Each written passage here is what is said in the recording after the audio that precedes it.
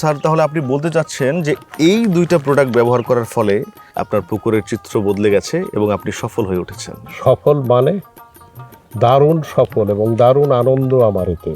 আমি এই পুকুরটাতেই প্রতিদিন খাবার দিতাম 100 কেজির উপরে। এখন খাবার দেই মাত্র 50 থেকে 60 কেজি। আমার মাছ মাত্র 3 মাসে 1.5 থেকে 2 কেজি ওজন বৃদ্ধি হয়।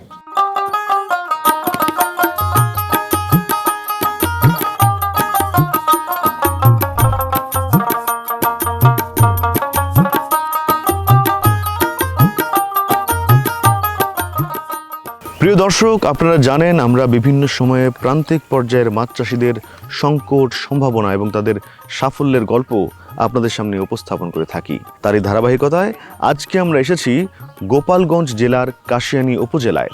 আজকে আমরা শোনাবো একজন সফল মৎস্য চাষীর গল্প। তবে তিনি প্রান্তিক পর্যায়ে কোনো মৎস্য চাষী নন, তিনি সারা দেশের কোটি ভক্তের হৃদয়ের স্পন্দন, জনপ্রিয় চলচ্চিত্র পরিচালক কাজী হায়াত। চলুন তার মুখেই শোনা যাক তার মাছ চাষে সফলতার গল্প। চলুন তাহলে। আসসালামু আলাইকুম স্যার। ওয়ালাইকুম আসসালাম। স্যার, কেমন আছেন স্যার? আসসালাম। স্যার, আপনি কোটি ভক্তের হৃদয় স্পন্দন, আপনি বাংলাদেশে অত্যন্ত জনপ্রিয় চলচ্চিত্র পরিচালক, আপনার দেশ বিদেশে সুনাম ছড়িয়ে আছে, আপনি একাধিকবার স্বর্ণপদক পেয়েছেন স্যার, এবং সেই সাথে স্যার আপনি একজন মুক্তিযোদ্ধা, আমরা যতটুকু জানি স্যার। স্যার, আপনি এত স্বনামধন্য একজন মানুষ, আপনি একজন সফল মানুষ, তারপরেও আপনি মাছ চাষের দিকে স্যার কীভাবে আসলেন স্যার, আমরা একটু জানতে চাই। আমার দেশে অধিকাংশ মানুষ কৃষক। জি স্যার। এবং ইন্ডাস্ট্রি যা আছে তার চাইতে আরও ইন্ডাস্ট্রিয়ালিস্ট হওয়া খুব একটা সহজ কাজ নয়। একদম স্যার। আমাদের দেশে কৃষি পণ্যে যদি অগ্রসর হওয়া যায় তাহলেই আমার মনে হয় দেশ সেবা হবে এবং দেশের উপকার হবে, মানুষের উপকার হবে।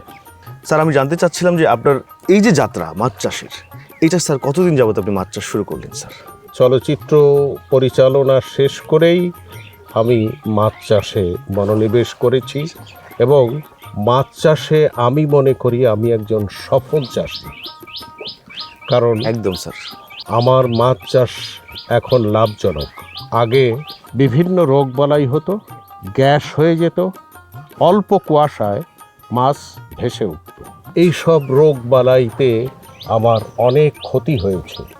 এক সময় 1 বছরে আমার পুকুরের মাছ একবার সম্পূর্ণ মরে গেল।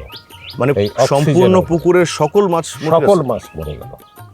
আমি তো এক সময় ভেঙেই পড়েছিলাম যে আমার দ্বারা বোধহয় আর মাছ চাষ হবে না। লস আর লস। অনলাইন থেকে দেখে অনেক ওষুধ দিয়েছি, কোনো লাভ হয়নি।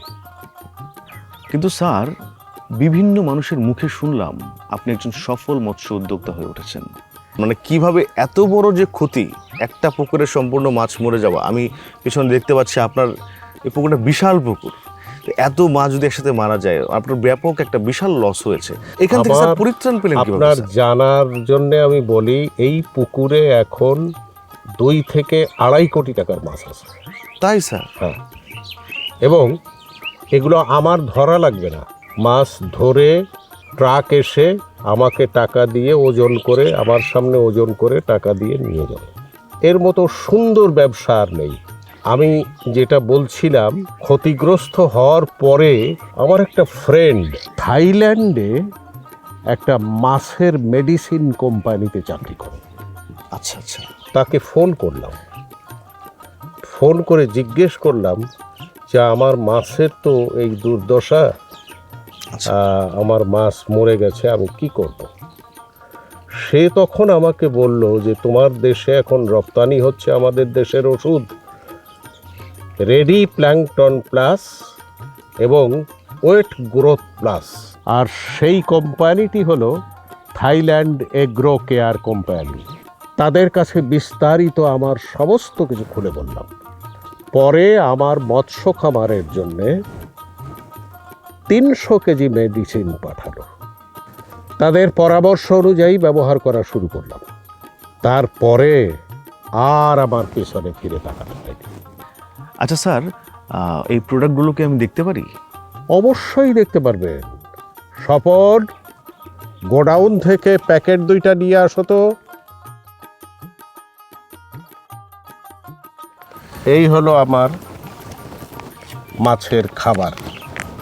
মানে আপনি পুকুরে এই দুইটা ব্যবহার করেন, এই 2টা বলবো, ওয়েট গ্রোথ প্লাস আর ready ready plank plank plus. আমার পুকুরের মাছ তাড়াতাড়ি বৃদ্ধি পায়, ওজন বৃদ্ধি হয় এবং কোনো রোগবালাই হয় না। খাবার খরচও অর্ধেক কমে গেছে। স্যার, তাহলে আপনি বলতে চাচ্ছেন যে এই দুইটা প্রোডাক্ট ব্যবহার করার ফলে আপনার পুকুরের চিত্র বদলে গেছে এবং আপনি সফল হয়ে উঠেছেন। সফল মানে দারুণ সফল এবং দারুণ আনন্দ আমার এতে। আমি এই পুকুরটাতেই প্রতিদিন খাবার দিতাম 100 কেজির উপরে। এখন খাবার দেই মাত্র 50 থেকে 60 কেজি। আমার মাছ মাত্র 3 মাসে 1.5 থেকে 2 কেজি ওজন বৃদ্ধি হয়। 3 এবং- মাসে? হ্যাঁ, এবং শুনলে অবাক হবেন, আগে যে মাছটা বাজারজাত করতে 1 বছর লাগতো, সেই মাছ এখন বাজারজাত করতে মাত্র 4 মাস সময় লাগে। আমি 2 বার মাছ বিক্রি করি বছরে? বছর। বাহ, তাহলে তো স্যার আপনি অবশ্যই সফল হওয়ার কথা।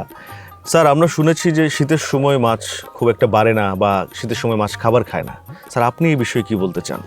নো, নেভার, মিথ্যে কথা। আমার পুকুরের মাছ এই ওষুধ দেওয়াতে শীত গরম উভয় সময়ই মাছ সমান হারে বৃদ্ধি পায়।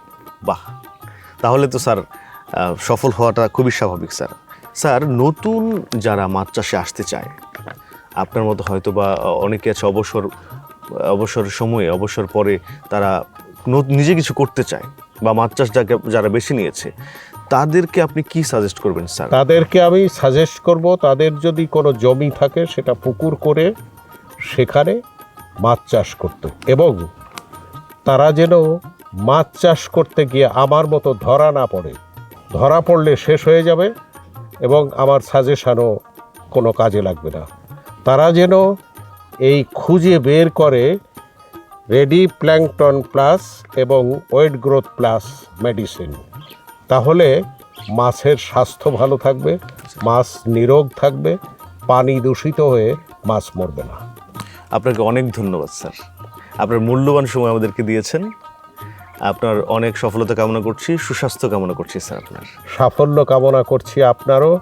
সেই সাথে আমি আবারও বলি, আসুন আমরা 2 জনে মিলে এই রেডি প্ল্যাঙ্কটন প্লাস এবং ওয়েট গ্রোথ প্লাস জনগণকে দেখাই।